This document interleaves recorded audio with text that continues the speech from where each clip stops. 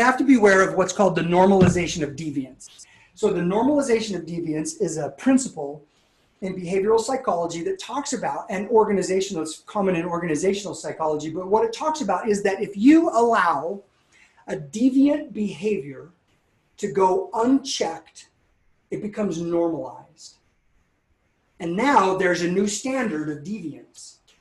And you'll drift farther against, and if you don't run into a guardrail, then that standard becomes normalized. And now there's another level of deviance, and you'll just keep drifting until all of a sudden you are somewhere.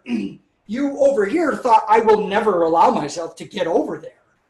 I will never get over there. But we don't start from here and leap to the side.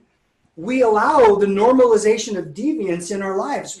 If you allow deviant behavior to go unchecked in your life, it will become normal.